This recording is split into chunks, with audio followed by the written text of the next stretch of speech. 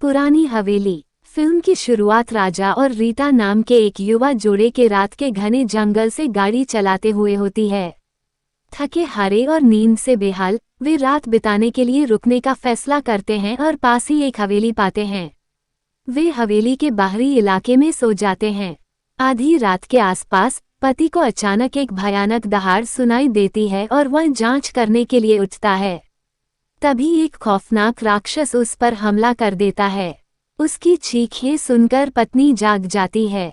वो उसे बचाने की कोशिश करती है लेकिन उसे सिर्फ उसकी कटी हुई बांह मिलती है।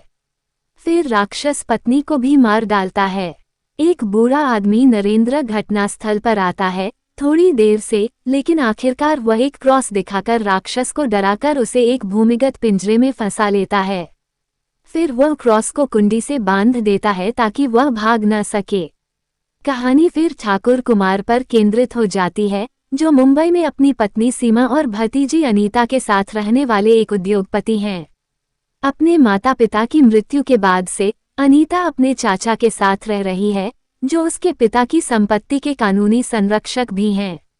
सीमा चाहती है कि अनीता अपने छोटे भाई विक्रम से शादी कर ले ताकि वे संपत्ति से लाभ उठा सके, लेकिन अनीता विक्रम को पसंद नहीं करती और सुनील नाम के एक फोटोग्राफर से प्यार करती है। राजपरिवार के वंशज श्री राणा मुंबई में कुमार से मिलते हैं और उन्हें मुरुड क्षेत्र में स्थित एक पुरानी हवेली की तस्वीरें दिखाते हैं। तस्वीरें कुमार को बहुत पसंद आती हैं और वे उसे खरीदने का वादा करते हैं। श्री राणा कहते हैं कि वे हवेली बेचना चाहते हैं क्योंकि उनकी कोई संतान नहीं है और न ही कोई वारिस है।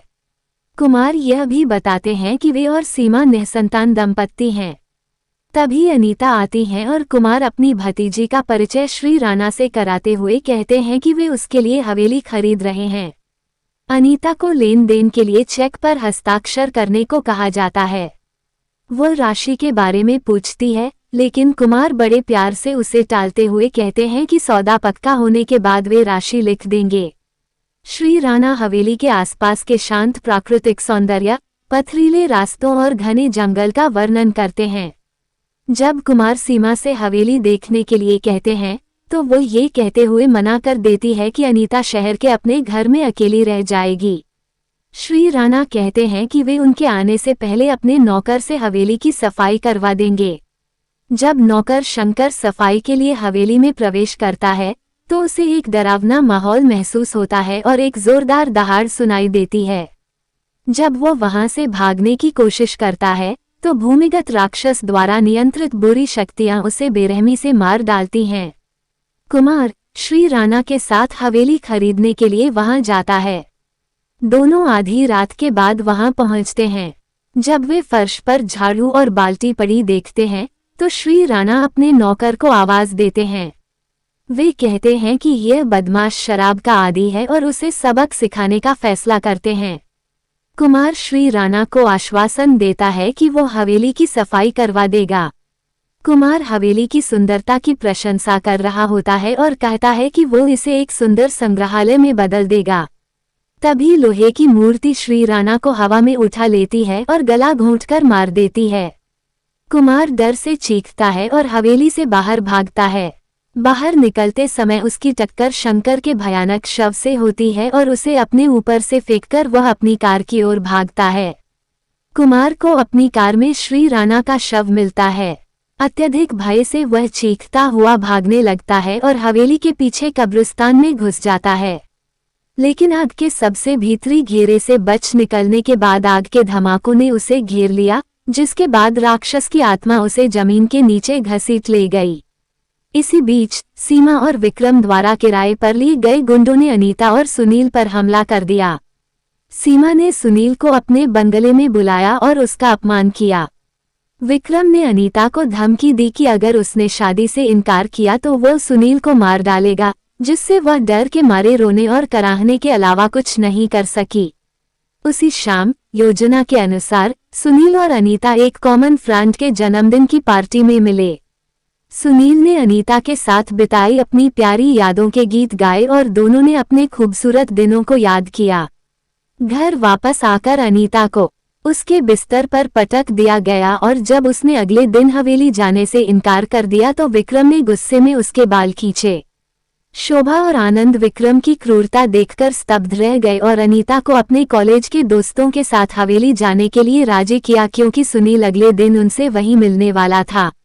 बाद में अनीता, विक्रम और लगभग 23 दोस्तों का एक बड़ा समूह हवेली पहुंचा। सुनील भी अगली सुबह वहां पहुंचा और जंगल में अनीता पर हमला करने के लिए विक्रम की पिटाई की। विक्रम के दोस्तों में से एक माइकल पहली मंजिल की रेलिंग के पास लोहे की मूर्ति से टकराकर मारा गया। सीमा और विक्रम की हताशा बढ़ती जा रही है। अनीता बालिग होने वाली है और अपनी संपत्ति वापस पाने वाली है, जबकि विक्रम उसे रिझाने में नाकामयाब है। सीमा एक साजिश रचती है और सुनील को तहखाने में ले जाती है, जहां विक्रम उन दोनों का इंतजार कर रहा होता है। सीमा पीछे से सुनील पर हमला कर देती है। सुनील बेहोश हो जाता है और वे उसे वहीं छोड़कर तहखाने को बंद कर देते हैं, ये सोचकर कि आखिरकार उसकी मौत हो जाएगी और अकेली अनीता विक्रम से शादी करने के लिए राजी हो जाएगी। सुनील कालकोठरी में होश में आता है और इधर उधर भटकता रहता है। तभी उसे पिंजरे में राक्षस की दहाड़ सुनाई देती है। वह जंजीरों को ढीला करके पिंजरे का दरवाजा खोलने ही वाला होता है कि अचानक एक बूढ़ा आदमी प्रकट होता है और उसे रोक देता है। सुनील उस बूढ़े आदमी से दरवाजे के नीचे छिपी शक्ति के बारे में पूछता है। नरेंद्र वादा करता है कि बाहर जाने के बाद वह सच बताएगा। वह सुनील को कालकोठरी से बाहर ले जाता है और उसे अपने जीवन की दुखद कहानी सुनाता है। 20 साल पहले वह शहर से यहाँ आया था क्योंकि उसकी पत्नी को प्रसव पीड़ा हो रही थी और बच्चे को जन्म देना जरूरी था, इसलिए वह मदद के लिए इस हवेली में आया था। हालांकि एक नन ने उसे बार बार चेतावनी दी थी कि वो वहां से चला जाए और बच्चे को वहां जन्म न लेने दे, क्योंकि उसके अनुसार हवेली के अंदर कुछ अमानवीय और अपवित्र शक्ति छिपी हुई थी और अगर बच्चा वहां पैदा हुआ तो अंततः बुराई का जन्म होगा। अपनी पत्नी की खराब हालत के कारण उसने नन की बात नहीं मानी और उसकी पत्नी ने बच्चे को जन्म दिया। लेकिन जब उसे पता चला कि उसकी पत्नी ने शैतान को जन्म दिया था और इस प्रक्रिया में उसकी खुद की मृत्यु हो गई थी और नन की भविष्यवाणी सही थी, तो वह स्तब्ध रह गया। शोकग्रस्त व्यक्ति ने नन की मदद से उस राक्षस को पिंजरे में बंद कर दिया और पिछले 20 वर्षों से उसी हवेली में रह रहा है ताकि वह राक्षस किसी को नुकसान न पहुंचा सके। विक्रम सुनील की मौत की पुष्टि करने के लिए तहखाने में वापस जाता है। उसे राक्षस की आवाज सुनाई देती है और अनजाने में वो उसे मुक्त कर देता है, जिससे उसकी अपनी जान चली जाती है। अब मुक्त हुआ राक्षस हिंसक उत्पात मचाता है और हर जगह लोगों को मारता है। सभी लोग तुरंत हवेली छोड़कर बस से भाग जाते हैं। सीमा नासमझी में पीछे रह जाती है, दूसरे रास्ते से भागने की कोशिश करती है और राक्षस उसे पकड़ लेता है, उसके साथ बलात्कार करता है और उसकी हत्या कर देता है। वह राक्षस एक चर्च के पास खराब हुई बस तक पहुंचता है और 2 लड़कियों और एक बूढ़े आदमी को मार डालता है। राक्षस चर्च में प्रवेश करता है और सर्वशक्तिमान द्वारा प्रताड़ित किया जाता है। अंत में उसे सूली पर चढ़ा दिया जाता है और उसके शरीर को आग लगा दी जाती है, जिससे उसके आतंक का शासन हमेशा के लिए समाप्त हो जाता है। फिल्म का अंत सुनील और अनीता द्वारा चर्च में मोमबत्तियां जलाने और एक साथ नए जीवन की शुरुआत करने के दृश्य से होता है। इसके बाद कहानी समाप्त हो जाएगी।